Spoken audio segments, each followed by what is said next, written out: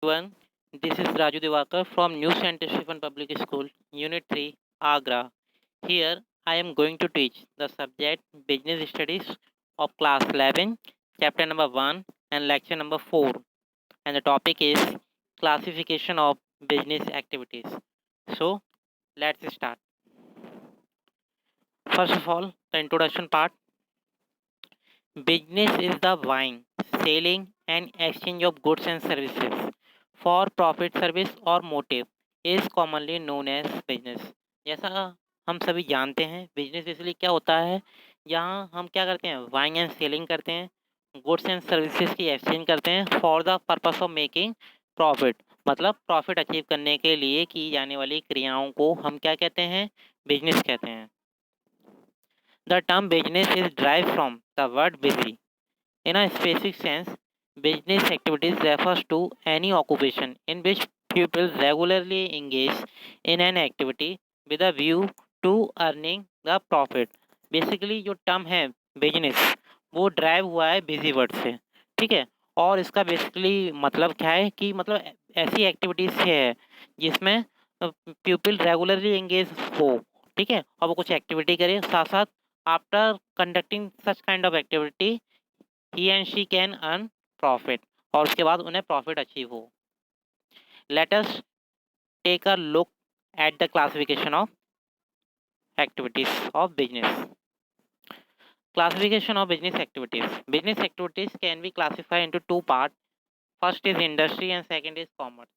तो हम इंडस्ट्री को डिटेल में पढ़ेंगे और कॉमर्स को भी डिटेल में पढ़ेंगे और इनके क्या क्या क्लासिफिकेशन है उसके बारे में भी जानेंगे। स्टार्ट करते हैं।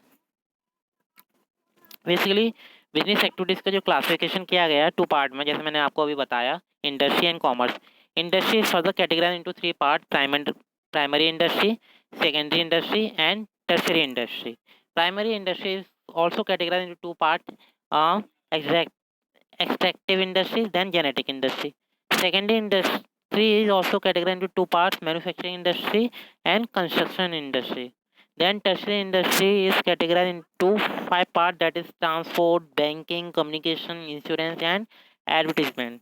Now the commerce is categorized into two parts. As we know that commerce is the sum of trade plus age to trade. Then trade is also categorized into two parts: internal trade and external trade. Internal trade इस talk about retailer and wholesaler and external trade में हम बात करेंगे export क्या होता है, import क्या होता है और इंपोर्ट क्या होता है। As to trade is just similar to tertiary industry activities like transport, communication, banking and finance, insurance and advertisement. Now what is industry? Basically industry का मतलब क्या है, रियल मीनिंग क्या है इंडस्ट्री का?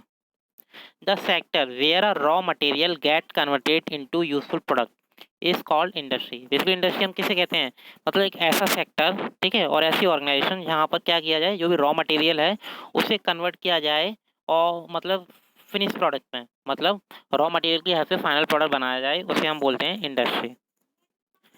Activities related to the production and processing as well as activities related to the rearing and reproduction of animals or other living species are called uh, included in a industry। मतलब industry में हम किस कौन कौन सी activities को include करते हैं, मतलब ऐसे एक्टिविटीज़ जो प्रोडक्शन से रिलेटेड हों, प्रोसेसिंग से रिलेटेड हों या रिप्रोडक्शन से रिलेटेड हों और जिसमें हम एनिमल्स का भी हेल्प लें, ठीक है।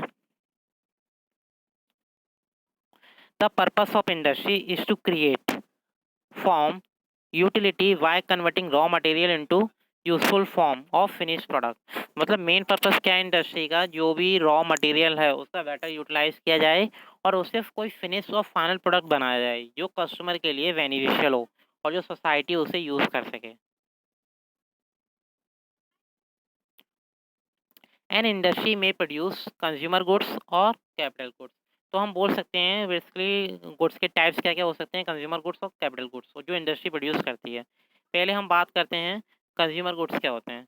Goods such as bread, butter, clothes, radio etcetera are consumer goods. This goods are directly use by the consumer. मतलब ऐसे गुड्स जिसे कंज्यूमर डायरेक्टली यूज कर सके उसे हम बोलते हैं consumer goods, as the name suggest consumer, ठीक है। Now, the next type of goods is capital goods. Goods such as machinery, cement, etc. is called capital goods.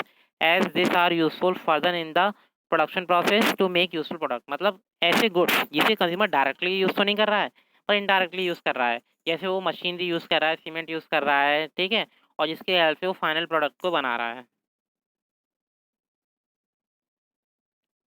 Now industry which is classified in three part: primary industry, secondary industry and tertiary industry.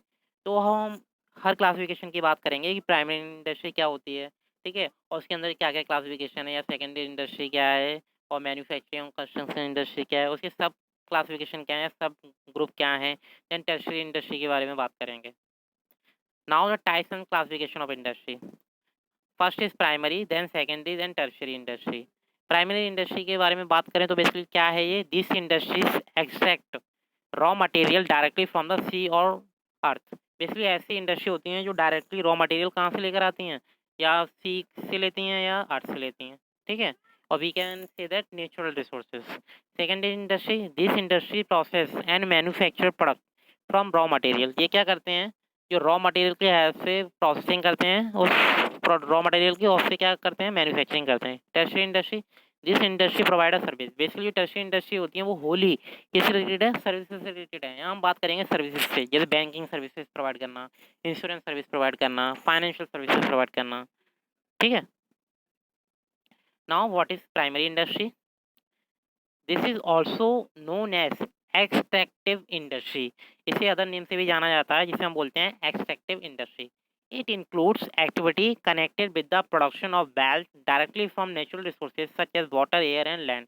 मतलब जो natural resources हैं उसका directly use करके, ठीक है, हम कोई final product बना रहे हैं, अदर गुड्स को बना रहे हैं और अपनी इंडस्ट्री में उसकी प्रोसेसिंग कर रहे हैं, तो उसे बोलते हैं primary industry. Primary industry includes activity like extractions and processing of natural resources. इसमें बेसिकली हम क्या करते हैं, एक्सट्रैक्शंस करते हैं, मतलब जो नेचुरल रिसोर्सेज हैं उनका, और उनकी प्रोसेसिंग करते हैं जो भी नेचुरल रिसोर्सेज हैं उनकी। So you can see the pictures which are related to the primary industry.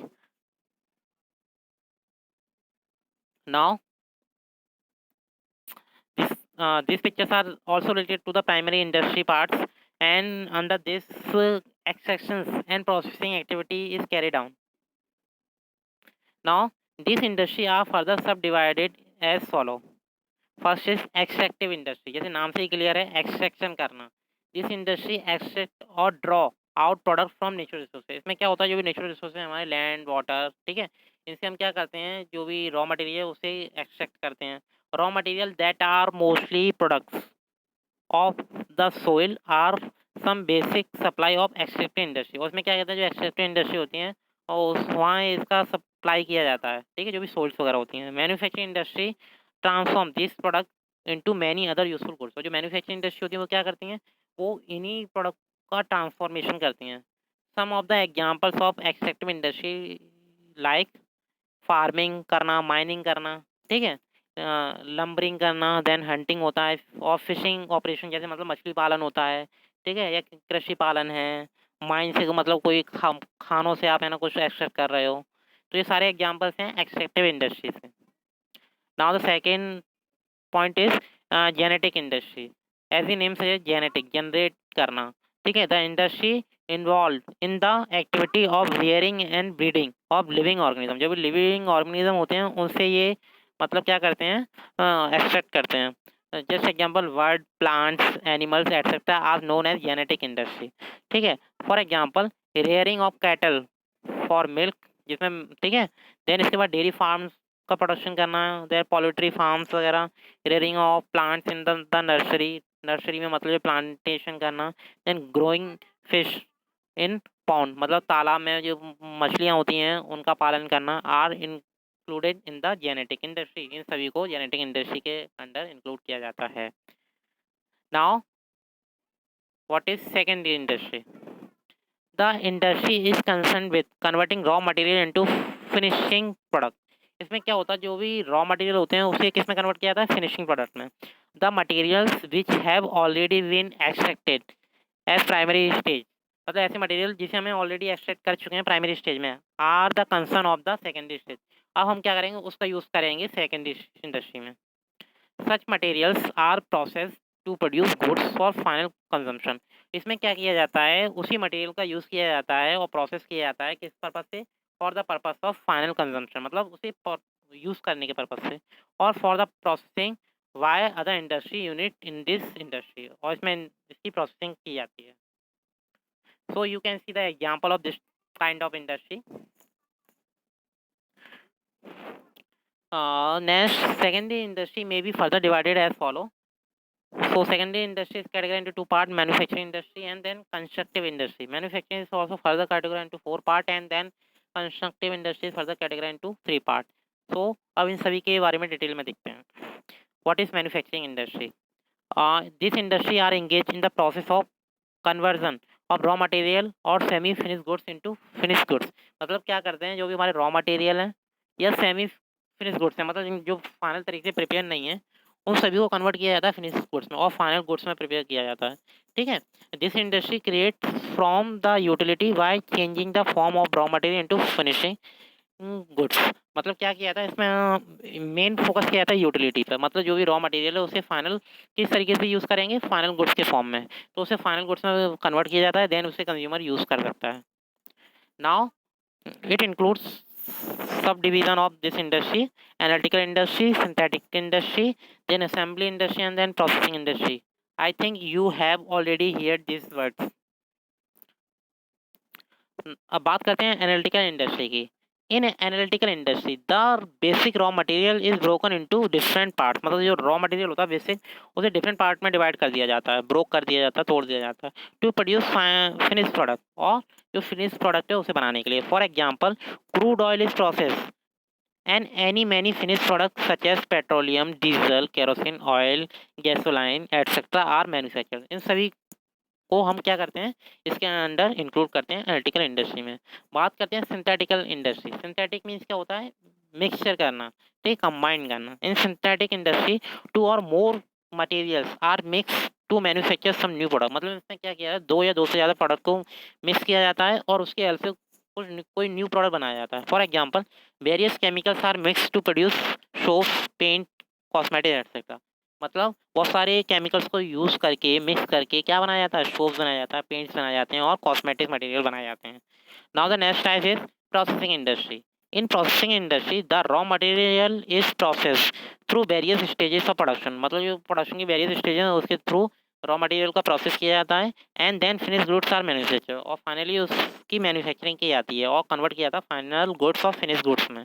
For example, textile industry, iron and steel industry, sugar industry are the example of processing industry. इसमें क्या किया जाता है, ये steel हुआ, ठीक है, टेक्सटाइल हुआ, इन सभी की प्रॉपर तरीके से प्रोसेसिंग की जाती है. या शुगर इंडस्ट्री हुई हुआ, ठीक है. जैसे शुगर इंडस्ट्री में क्या किया जाता है, जो रॉ मटेरियल क्या है हमारा, जैसे आपने देखे होंगे, बेसिकली क्या है रॉ मटेरियल, शुगर, या हम बोल सकते हैं जैसे गन्ने होते हैं, ठीक है, उनकी प्रॉपर तरीके से प्रोसेसिंग की जाती है. देन उसके बाद हमें लास्ट में क्या मिलता है, शुगर मिलता है उसमें.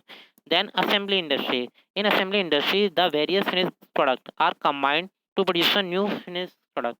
इसमें क्या किया जाता है, जो different kinds of finish product होते हैं उसे कंबाइन किया जाता है, देन उसकी हेल्प से न्यू प्रोडक्ट बनाया जाता है. ठीक है. तो इसमें थोड़ा-सा डिफरेंस क्या है कि हम ऑलरेडी इसमें क्या यूज़ कर रहे हैं, फिनिश प्रोडक्ट को यूज़ कर रहे हैं. पहले हम नहीं करते थे, पहले हम रॉ मटेरियल को करते थे. तो इसमें हम फिनिश प्रोडक्ट को कंबाइन कर रहे हैं, उसकी हेल्प से नया प्रोडक्ट डेवलप कर रहे हैं. For example, manufacturing of a computer. जैसे मान लो कंप्यूटर की मैन्युफैक्चरिंग कैसे कर सकते हैं, मान लो कंप्यूटर बनाना, तो हम इसमें क्या करेंगे, असेंबल करेंगे डिफरेंट पार्ट्स. ठीक है, सीपीयू को असेंबल करेंगे, माउस को असेंबल करेंगे, मॉनिटर को असेंबल करेंगे, स्पीकर हुआ या any other tools of computer, then television हुआ, वॉच हुआ, ऑटोमोबाइल्स एटसेट्रा, और देन कार. ठीक है, इन सभी की क्या की जाती है, असेंबली की जाती है. ठीक है, कुछ पार्ट्स किसी और कंपनी का होता है, कुछ पार्ट्स किसी अदर कंपनी के होते हैं, तो फाइनली इन्हें असेंबली किया जाता है. Now, what is construction industry? This industry are concerned with the construction of building, dam, roads, etc. इसमें बेसिकली किस चीज़ का कंस्ट्रक्शन किया जाता है, किसी बिल्डिंग्स का, किसी डैम का, ठीक है, या किसी रोड का किया जाता है. This industry use the product of manufacturing industry such as cement, iron, steel, lime etcetera. इन सभी का यूज़ किया जाता है इस इंडस्ट्री में. And it includes road construction, dam construction and bridge construction. Now come on the topic of tertiary industry. It is another type of primary industry. Types of industry. The tertiary industry. What is this industry are concerned with providing those industries or services which facilitate a flow of goods and services. बस में मतलब इसमें proper तरीके से goods and service का proper flow हो, ठीक है, स्मूथली फ्लो होना जरूरी है। This industry help in the activity of primary and secondary industry. मतलब ये ऐसी इंडस्ट्री होती हैं जो प्राइमरी इंडस्ट्री और सेकेंडरी इंडस्ट्री को हेल्प प्रोवाइड करती हैं और सर्विसेज प्रोवाइड करती हैं। So we can say that transportation, banking, communication, insurance, and advertising, all the activities help in primary and secondary industries. Now, come on the second division of classification of classification of business activities. First is industry. I have already discussed. Now the second is commerce. अब commerce को detail में देखते हैं, basically commerce क्या है, ठीक है, और इसे कैसे डेवलप किया गया। सो बात करते हैं commerce. We can refer to commerce as all those activities which help directly or indirectly in the distribution of goods to ultimate consumer। मतलब कॉमर्स फिर क्या करता है, किसी गुड्स का एक्सचेंज करता है, साथ साथ उसका डायरेक्टली या इनडायरेक्टली तरीके से डिस्ट्रीब्यूशन करता है कि वो कंज्यूमर तक फाइनली किसी भी तरीके से पहुंच जाए, ठीक है, और कंज्यूमर उस गुड्स को प्रॉपर तरीके से यूज कर सके।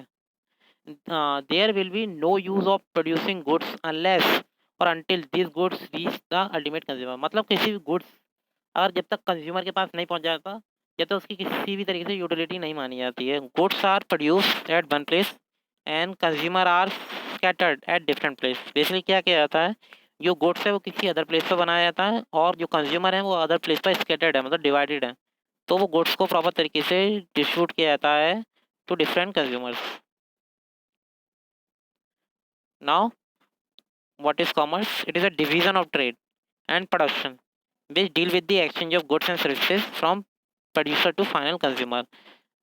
You can see commerce is the sum of trade plus is to trade activities। अब इसलिए कॉमर्स है उसे डिफरेंट कैटेगरी में डिवाइड किया गया है, जस्ट लाइक ट्रेड और aids to trade. Trade is further categorise into two part, internal trade and external trade. Internal trade में बात करेंगे होलसेलर ट्रेड और रिटेल ट्रेड की। देन एक्सटर्नल ट्रेड में डिस्कस करेंगे इंपोर्ट क्या होता है, एक्सपोर्ट क्या है एंड इंपोर्ट क्या है। एज टू ट्रेड में बात करेंगे हम all those activity which help in this commerce activities or in trade activities just like transportation, banking, insurance, warehousing and advertising। So commerce can be classified into two broad categories, then trade and is to trade। So you can see this classification deeply।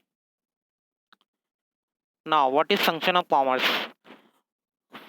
Commerce help in different way, just like help in removing the hindrance of person।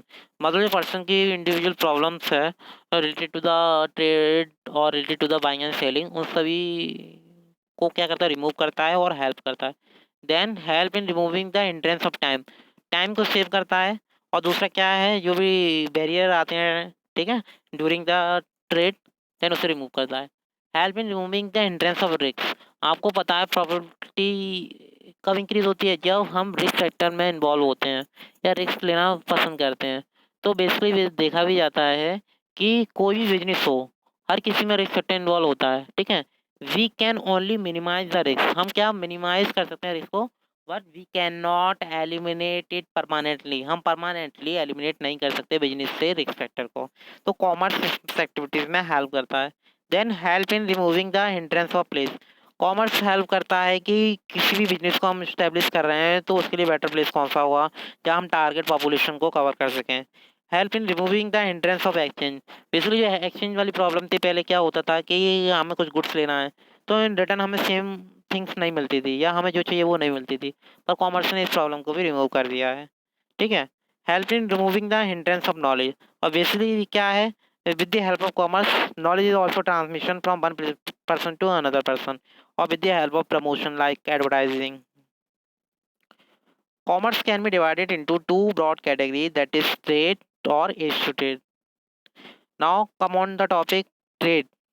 Trade is an integral part of commerce. मतलब commerce का बहुत ही important part है।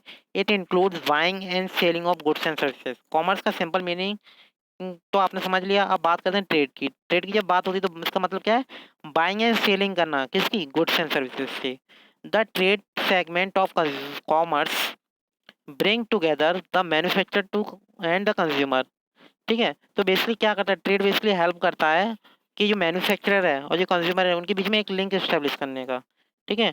और trade basically किसके under आता है? Commerce के अंदर। तो हम कह सकते हैं commerce is also help in development और bring a link between a manufacturer or consumer. Trade can be classified into two types. So you can see internal trade. First is internal trade. It refers to buying and selling of goods and services within the geographical boundary of a country. मतलब एक country के under, ठीक है। जैसे मान लो just like India, India में हम कोई भी तरह की बाइंग एंड सेलिंग कर रहे हैं, ठीक है।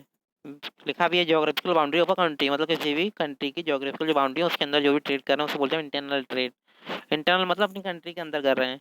It is also known as home trade और डोमेस्टिक ट्रेड। इसे होम ट्रेड और डोमेस्टिक ट्रेड के नाम से जाना जाता है। Under internal trade goods and services are brought and sold in the home country only. इसमें क्या किया जाता है? हम इंटरनली वर्क कर रहे हैं या अपने घर में ही वर्क कर रहे हैं, तो इसमें क्या किया जाएगा? गुड्स एंड सर्विसेज का ट्रेडिंग जो होगी वो क्या होगा? होम कंट्री के अंदर होगी, ठीक है। And in the home currency only. और इसमें क्या होगा? किसका इन्वॉल्वमेंट होगा? जो होम करेंसी उसका इन्वॉल्वमेंट होगा। The internal trade can be two type. First is wholesale trade and retail trade. Wholesale का मतलब क्या है कि हम कोई भी जो भी गुड्स एंड सर्विसेज हैं उसे बल्क में परचेज कर रहे हैं, ठीक है। जैसे वो आपने सुना भी होगा कि हम होलसेल में किसी प्रोडक्ट को परचेज कर रहे हैं। तो इसमें क्या होता है कि जो होलसेलर है बल्क में परचेज कर लेता है किसी प्रोडक्ट को फ्रॉम मैन्युफैक्चरर और प्रोड्यूसर। मतलब जो मैन्युफैक्चर प्रोड्यूसर किसी गुड्स को प्रोड्यूस कर रहे हैं तो उनसे ये क्या करता है? बल्क में परचेज कर लेता है। और होलसेलर क्या करता है? रिटेलर को फिर सेल करता है। और रिटेलर क्या करता है? होलसेल क्या करता है? रिटेल मतलब कुछ टुकड़ों में, कुछ सेगमेंट में उसे डिस्ट्रीब्यूट करता है टू द फाइनल और अल्टीमेट कंज्यूमर।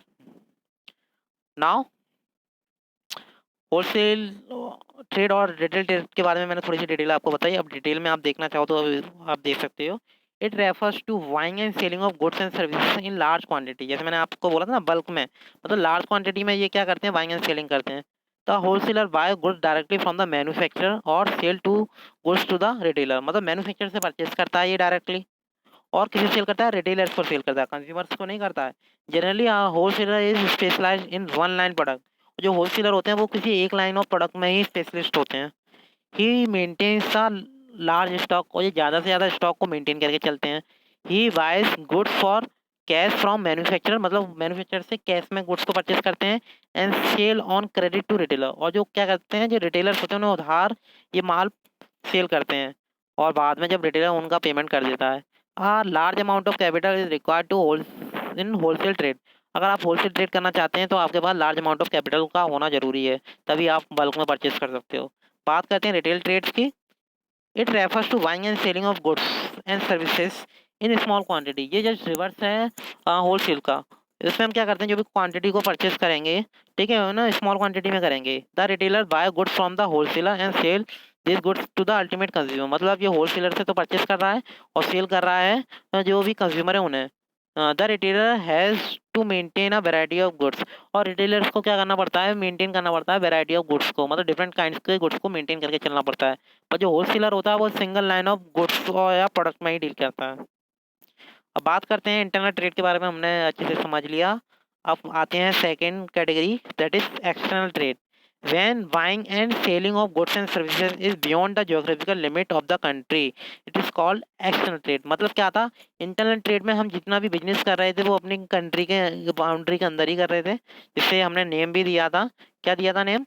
होम ट्रेड और इंटरनल ट्रेड, ठीक है। अब बात करते हैं एक्सटर्नल ट्रेड को हम क्या बोलते हैं?